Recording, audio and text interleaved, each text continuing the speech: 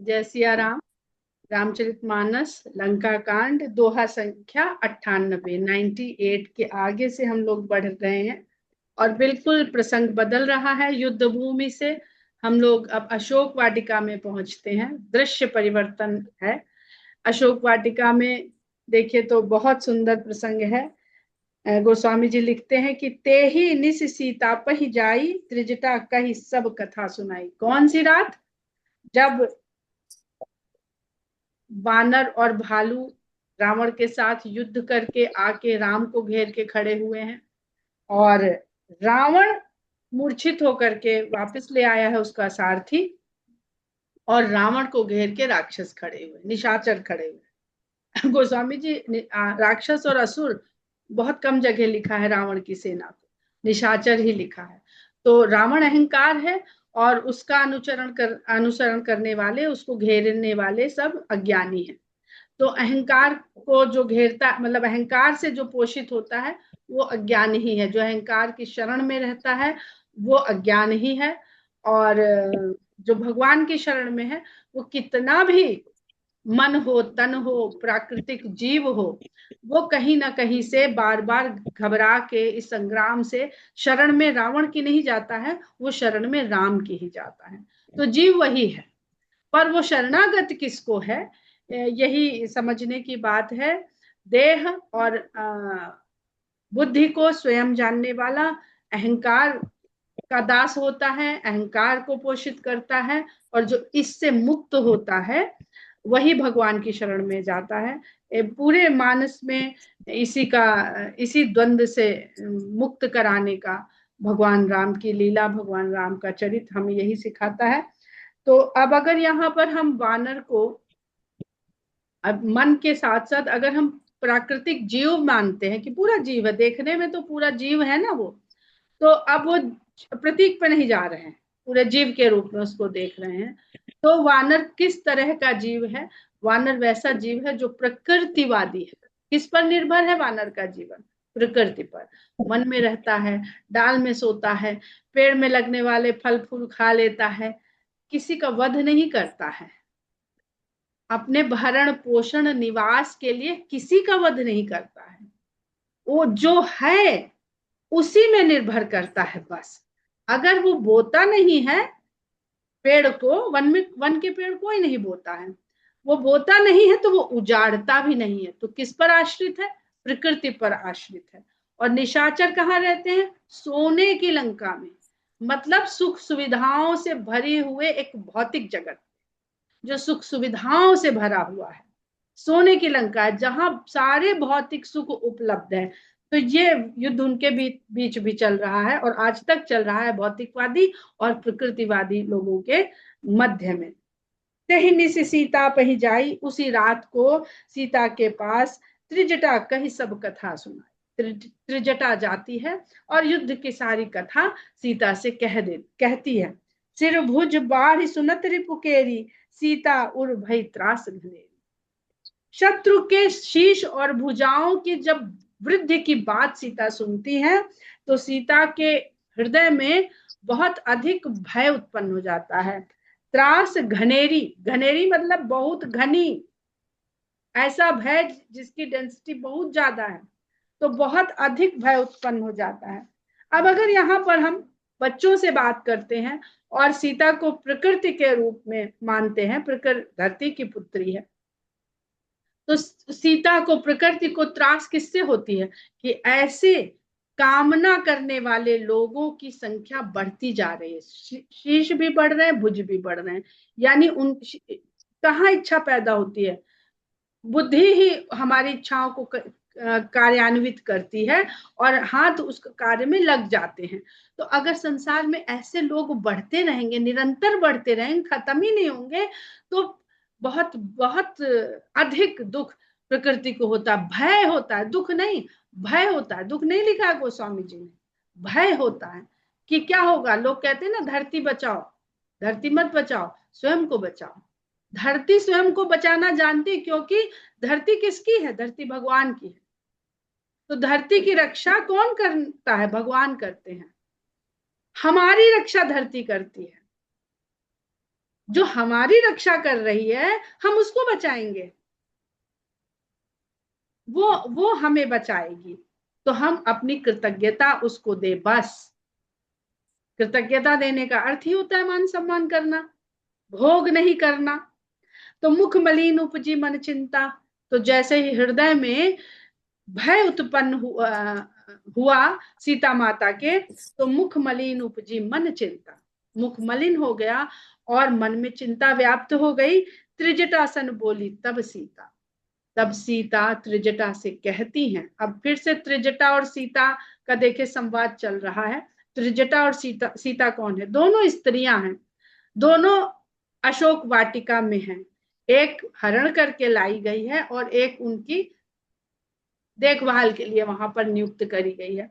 सुंदरकांड में हम लोग ने पढ़ा कि त्रिजटा है और सीता के शीश पर एक वेणी, एक वेणी है।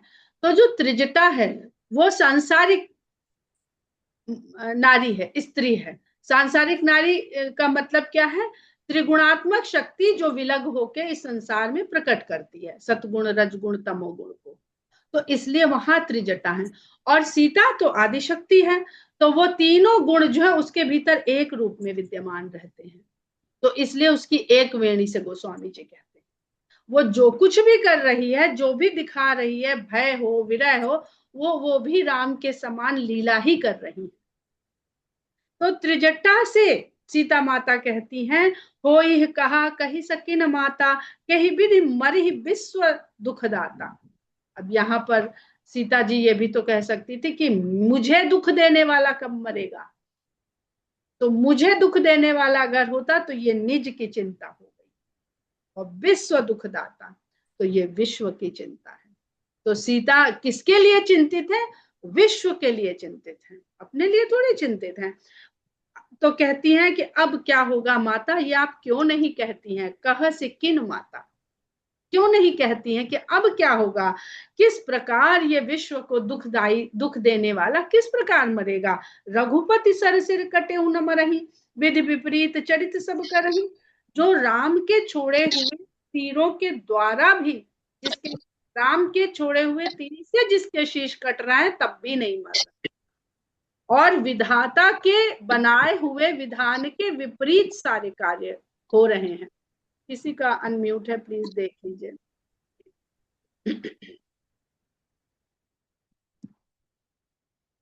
विध विपरीत चरित सब करे, ये तो विधाता के विपरीत चरित हो रहा है संसार में। मोर अभाग्य जियावत मोही, तो ये विधाता के विपरीत क्यों हो रहा है?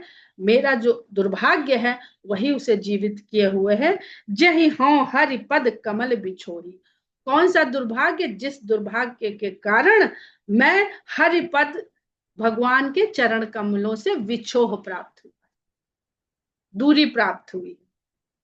जिस दुर्भाग्य ने मुझे भगवान के चरण कमल से दूर कर दिया है, विछोह दिया है, वियोग दिया है, वही मेरा दुर्भाग्य इसको जीवित करे हुए है। बहुत सुंदर प्रसंग है। इसको मनोकामना, अहंकार, आत्म तत्व का भूल जाना, यही सब यहाँ पर बताया जा रहा है। जही कृत कपट कनक मृग झूठा, अजहु सो दैव मोहि पर रूठा। वो दुर्भाग्य क्या था? जही कृत, उस दुर्भाग्य ने ही उस कपट स्वर्ण मृग की, झूठे कपट स्वर्ण मृग की रचना की थी। अब देखिए स्वर्ण क्या है इस संसार में, जिसके पीछे हम आकर्षित होते हैं और उसकी इच्छा करते हैं, और भगवान के चरण कमल हमसे छूट जाते हैं। दृष्टि, केवल दृष्टि पड़ी थी, दृष्टि पड़ते ही इच्छा हो गई, और इच्छा होते ही इच्छा पूरी करने के लिए भगवान स्वयं निकल पड़े और भगवान का साथ छूट गया। तो जय कृत कपट है, ये जो स्वर्ण यानी भौतिक संसार, जो भौतिक सुख है, ये कपट भी हैं और ये झूठे भी हैं। और मृग, जिनके पीछे मृग मरीचिका, मृगिया, इनके शिकार करने, इनको पाने के लिए, इनको जीतने के लिए, इनको अपने वश में करने के लिए हम इसके पीछे दौड़ते हैं, लेकिन ये मृग मरीचिका के भांति हमें नचाते भगाते रहते हैं, कभी मिलते नहीं हैं, और इसके चक्कर में भगवान हमसे दूर हो जाते हैं। हम इच्छा करते हैं तब भगवान हमसे भगवान नहीं हमसे दूर होते हैं, हमारी इच्छा के कारण भगवान छूट जाते हैं। अजहू लगता है वो विधाता आज भी मुझसे रूठा हुआ है। जही विधि मोहि दुख दुसह सहाय, लक्ष्मण कहूं कटु बचन का है। जिस विधाता ने मुझे ऐसे असहनीय दुख सहवाए, दुस्सह सहाय, दुस्सह यानी जो सहने में बहुत कठिन है, वो सहा रहा है मुझे। विधाता जही विधि मोहि दुख दुसह सहाय, और मेरे द्वारा लक्ष्मण को मेरे मुख से कटु वचन तक कहलवा दिए। वही विधाता इसको जिलाए हुए है। संसार तो चलेगा, अहंकार तो बना रहेगा। अहंकार के कारण, अहंकार जो है वो काम से पैदा होता है। गोस्वामी जी ने बहुत बार इस बात का वर्णन किया है कि काम से ही इच्छा पैदा होती है, और इच्छा काम इन सब का जनक अहंकार है। अहंकार से इच्छा, इच्छा हमें दूर ले जाती है। और अगर अहंकार ना हो तो क्रोध नहीं आएगा, लोभ नहीं होगा, मोह नहीं होगा, कुछ नहीं होगा। लेकिन ये अहंकार के कारण, नारद जी का प्रसंग इसका बहुत सुंदर उदाहरण है बालकांड में। जय विधि मोहि दुख दुसह सहाय, लक्ष्मण कहु कटु वचन कहाए। अब लक्ष्मण जी को कटु वचन कहे सीता माता ने, ये सीता माता को यहाँ पर अशोक वाटिका में बैठ करके उनको ये अनुभव हो रहा है। रघुपति बिरह सबिस सर भारी, तकी तकी मार बार मोह मारी। ऐसे हु दुख जो राख मम प्राणा, सोई विदिता ही जियाव नाना। रघुपति बिरह, राम के विरह के सविश, विषैले, विष से भरे हुए भयंकर तीर मुझे बार बार तक तक के मारे जा रहे हैं। राम के विरह के तीर सीता जी को लग रहे हैं बार बार, और ऐसे विरह के तीर को झेलते हुए भी, खाते हुए भी, ऐसे हु दुख, ऐसा दुख जो राख मम प्राणा, मेरे प्राणों को रखे हुए है, यानी अभी भी मेरे प्राण सुरक्षित हैं, शरीर को छोड़ नहीं रहे हैं। सोई विधिता ही, वही विधाता उसको जिला रहा है, जीवित रखे हो, वो कोई अन्य नहीं है। सोई विदिता ही जियाव नाना, वही विधाता उसे जीवित रखे हुए है, कोई अन्य नहीं। आना यानी अन्य।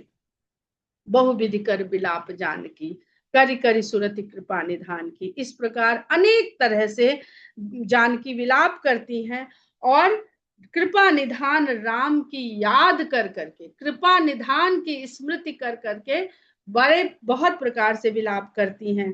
कह त्रिजटा सुन राजकुमारी, उड़सर लागत मरई सुरारी। अब ना वो वैदेही हैं, त्रिजटा क्या कह के उनको संबोधित करे, राजकुमारी।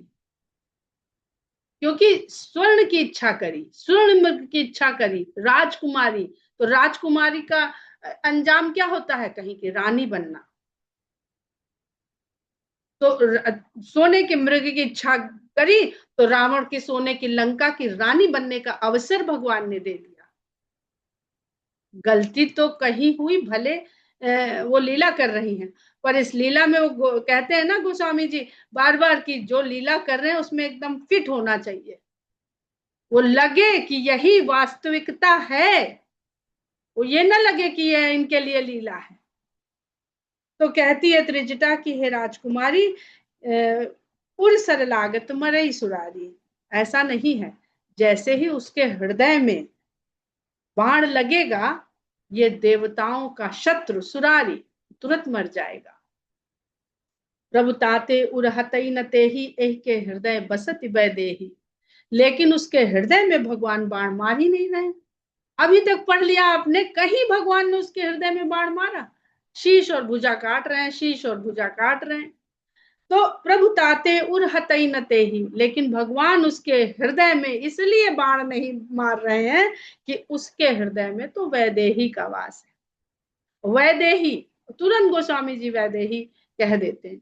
वैदेही कौन है? विदेह की पुत्री है, देहाभिमान से मुक्त है। और अगर भगवान विष्णु का स्वरूप याद करिए, तो माता लक्ष्मी जब प्रलय हो जाती है, संसार में विलीन हो जाता है सब, भगवान अपने उदर में सब उदरस्थ कर देते हैं, उस समय माता लक्ष्मी भगवान के चरणों से उठ करके उनके हृदय में निवास करने चली जाती, एकाकार हो जाती है। तो जब लक्ष्मी जी हृदय में निवास कर रही हैं तो वही तो सीता है। तो और सीता के हृदय में, रावण के हृदय में इस समय सीता का निवास है। बड़ा सुंदर छंद है, ध्यान से सुनिएगा।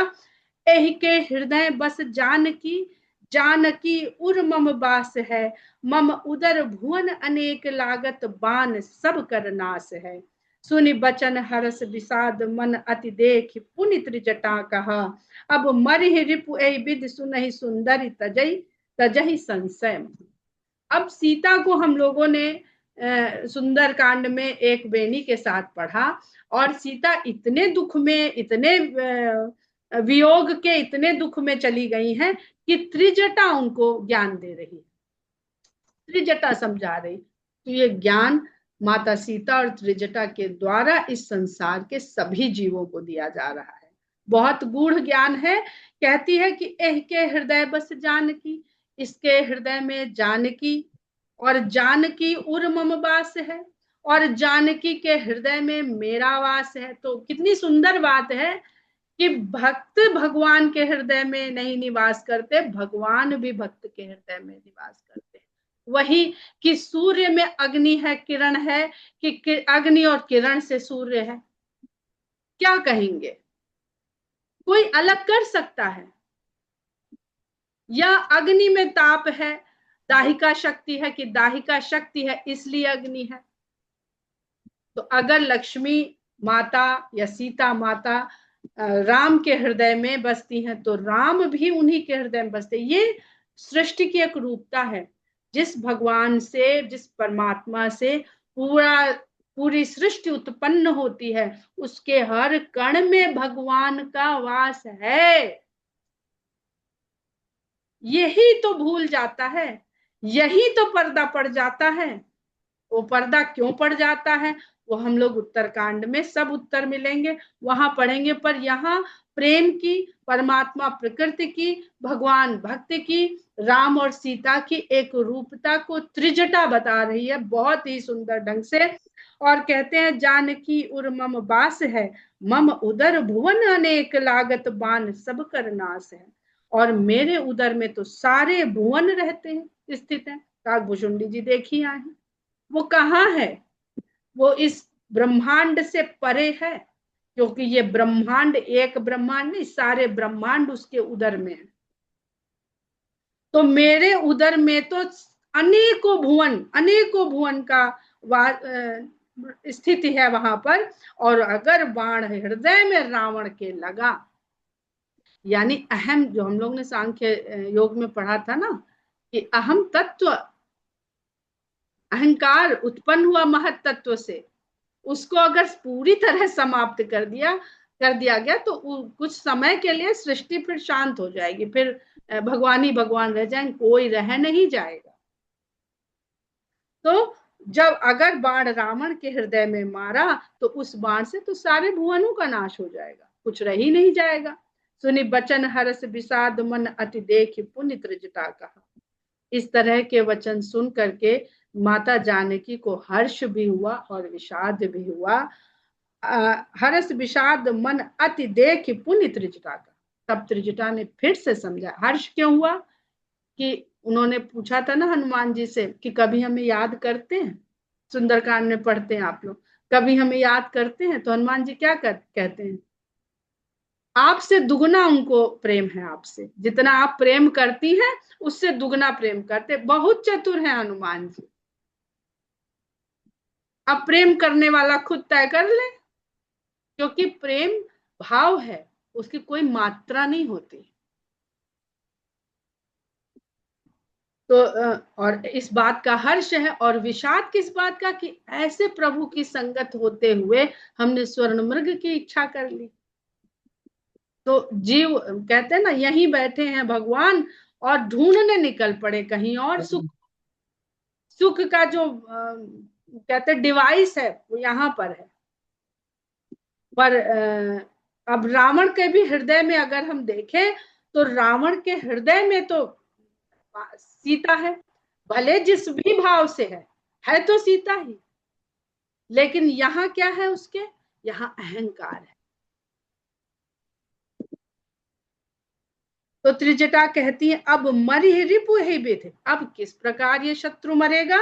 सुन ही सुंदरी तजई संशय महा, हे सुंदरी सुनो कि ये रिपु शत्रु किस प्रकार मरेगा, और ये जो तुमको इतना बड़ा संशय हो रहा है इसको त्याग दो। संशय पहले भी हमने बताया था, संशय यानी संशय और संदेह, जिस भावना की संगत से संग से हम शयन में चले जाएं, शयन यानी जागृति हमारी दूर हो जाए, वो संशय है। संदेह जिसमें हम देह के साथ जुड़ जाएं, देह को सत्य मान ले, वो संदेह। तो संदेह और संशय दो बहुत महत्वपूर्ण शब्द हैं। तो कहती है संशय त्याग दीजिए और सुनिए कि कैसे इस रिपु का नाश होगा। काटत सिर होई बिकल छूटी जाहि तब ध्यान, शीश काटते काटते इतना व्याकुल हो जाएगा कि फिर इसका ध्यान आपसे छूट जाएगा। तब रावण ही हृदय महु मरिह ही राम सुजान, तब सब कुछ जानने वाले राम तब उसके हृदय में बाण मारेंगे। तो क्या जो हमारी जो इच्छा है, जो कामनाएं हैं, वहां से जब तक ध्यान नहीं छूटेगा तब तक जीव को मुक्ति नहीं मिलेगी। अस कही बहुत भातु समझाई, पुनित जटा निज भवन सिधाई। इस प्रकार बहुत प्रकार से सीता को समझा करके फिर जटा अपने भवन में चली गई। राम सुभाव सुमिर बैदेही, उपजी बिरह बिथा अति तेहि। अब सीता जब से राम के साथ रह रही हैं तो एक एक घटना याद कर रही हैं, विवाह से फुलवारी से लेकर के, और जब तक उनका हरण नहीं हो गया तब तक की। और उसमें क्या याद कर रही है, क्या समझ रही, राम स्वभाव सुमिर वैदेही, राम के स्वभाव का स्मरण करते हुए वैदेही के हृदय में उपजी विरह बिथा, विरह की व्यथा पैदा हो गई उनके अंदर। जीव ऐसे ही विरह में ही व्याकुल होता है।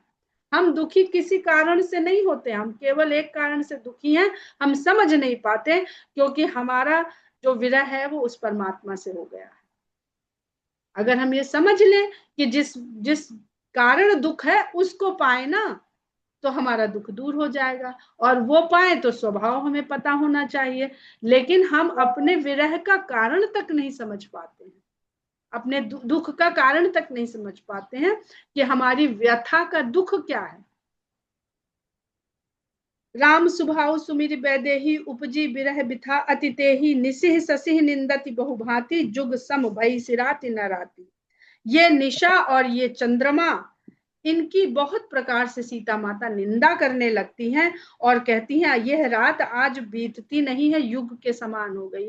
भाई ऐसा क्यों है, क्या ये रात बीतने से कल उनके दुख का निवारण हो जाएगा? तो उनको पता है कि 9 दिन हो गए हैं। हम लोग कल 9 बात कर रहे थे कि भगवान ने 9 दिन रावण के साथ युद्ध करके 10वें दिन उसका वध किया था। तो सीता माता भी सब जानती हैं। तो अब ये जो आखिरी दिन की रात है वो उनसे नहीं कट रही है, तो क्योंकि वो जान रही हैं कि भगवान ने इसके बाणों से जो शीश और भुजा काटी है तो इसको भौतिक तत्वों से तो मुक्त कर दिया है, भौतिक तत्वों से मुक्त कर दिया है, और इसके मन बुद्धि चित्त अहंकार, इससे भी इसको मुक्त कर दिया है। लेकिन अभी बचा क्या है, सीता के लिए जो इच्छा है रावण के मन, वो आखिरी जो इसकी इच्छा है, इच्छा जब तक समाप्त नहीं होगी फिर से सब इंतजाम हम फिर से इकट्ठा कर लेंगे, चाहे इसको हम पुनर्जन्म से जोड़ लें और चाहे हम इसको इसी जन्म के अपने संघर्ष और अपने कर्मठता और कर्मण्यता से जोड़ लें। हम जब तक हमारी इच्छा बनी रहती है जिस काम के लिए, हम उसमें अपने शरीर के साधन को किसी ना किसी तरह से बनाते रहते हैं उसको। निसिह ससिह निंदति बहुभांति, जुग सम भई सिराति नराति, करत बिलाप मन ही मन भारी, राम बिरह जानकी दुखारी। बड़े भारी मन से सीता मन ही मन में विलाप करती हैं और राम के विरह से जानकी दुखी हुई बैठी हैं। जब अति भयउ बिरह उरदाहु, फरकेउ बाम नयन अरुबा। जब अत्यधिक विरह का दुख बढ़ गया, जब अति भयउ, विरह उर दाहु, और हृदय बिल्कुल दहकने लगा विरह के दुख से। तब उनके बाएं नयन और बाई भुजा ने फड़क के उनको शुभ संकेत किया। अब हम लोग फिर वहां चले जाते हैं, जब हम लोग बाल कांड में बाम अंग फरकन लगे। तो ये बाम अंग फरके थे, तो राम उनको मिल गए थे, पति के रूप में मिल गए थे। जब गौरी माता से आज भी वो स्तुति जब सब पढ़ते हैं, तो मन जाहि राचहु मिलहि सोबर सहज सुंदर सांवरो, उसके बाद में जो सोरठा पढ़ते हैं वो यही है, बाम अंग फरकन लगे। तो उनको याद आता है कि एक बार तब फड़के थे, तब राम मिले थे, अब फिर ये नयन और ये भुजा बाह फड़की है, तो फिर राम से भेंट होने की ये सूचना है। सगुन विचार धरी मन धीरा, तो इस शगुन का विचार करके उनके मन में धीरज आ जाता है कि अब मिली है ही कृपाल रघु, अब मुझे कृपाल रघुवीर मिलेंगे। बहुत सुंदर। पहले भी हम लोगों ने कहा था कि जो रघुवीर हो, जो वीर हो, वो कृपालु भी हो, तभी सार्थकता है। रावण वीर तो बहुत है, पर कृपालु नहीं है। यहाँ अर्धनिश रावण जागा निज सारथी सन खींचन लगा, इधर आधी रात होने पर रावण की मूर्छा टूटी, वो जागृत हुआ और निज सारथी सन खींचने लगा, अपने सारथी के साथ खींचने लगा। सठ रणभूमि छड़ाई मोही, धिग धिग अधम मंद मति तोही। अरे मूर्ख, तू मुझे रणभूमि छुड़ा दिया, तूने रणभूमि से उठा करके ले आया, धिग धिग अधम मंद मति तोही। अरे मूर्ख, तेरे नीच है तू, मंद बुद्धि है, तुझे धिक्कार है, एक योद्धा को तू वहां से उठा के ले आया रणभूमि से। तही पद गही बहु विधि समझावा, भोर भय रथ चढ़ी पुनि धावा। तो वो पैर पकड़ता है और समझाता है कि अभी क्या बिगड़ा है, सवेरे फिर रथ में चढ़ के फिर वहां पहुंचा देंगे। तो यही हम बार बार अपने जो इच्छाएं हैं यही तो पूरी नहीं होती हैं, और फिर हम शरीर पा लेते हैं, फिर से एक रथ पा लेते हैं, फिर से वो रथ पे सवार हो जाते हैं, और फिर से वो जो इच्छाएं, अतृप्त इच्छाएं थी, वो हमारे भीतर फिर से हमें संसार में ले आती हैं, और फिर से हम उसी चक्कर में फंस जाते हैं। सुनी आगमन दसानन केरा, कपिदल खर भर भयउ घनेरा। रावण का आगमन फिर से युद्ध भूमि में हो गया है, ये सुनते ही वानर दल में बहुत जोर से खलबली मच जाती है। जहां ता भूतर बिटपु उपारी, धाय कटकटाई भटभारी। जिसने जहां जो भी वृक्ष और पहाड़ पाया उसको उखाड़ लिया, और किटकिटाते हुए भारी भारी वृक्ष और पर्वत लेके किटकिटाते हुए वानर दौड़ पड़े। धाये जो मरकट बिकट भालू कराल कर भूधर धरा, अति कोप कर ही प्रहार मारत भज चले रजनी चरा। बिचलाई दल बलवंत की सन घेरी पुनि रावण लियो, चौदिस चपेटन मारी नखन बिदारी तनु व्याकुल कियो। अब देखिए, फिर से अहंकार रूपी रावण फिर से उन वानरों के सामने आ गया। लेकिन वानर युद्ध करके किसकी शरण में रात भर बैठे थे? राम को घेर कर बैठे थे। तो वो फिर से उसी जोश, उसी बल के साथ लड़ना पड़ता रहेगा। जो भालू और विशालकाय वानर जो बड़े बड़े पहाड़, भयंकर पहाड़ लेकर के दौड़े थे, अति कोप कर ही प्रहार, बहुत क्रोध के साथ रावण के ऊपर, रावण की सेना के ऊपर प्रहार करते हैं, और उनके प्रहार करते ही भज चले रजनी चरा। निशाचर जो है वो भाग चलते हैं, वहां से भाग खड़े होते हैं।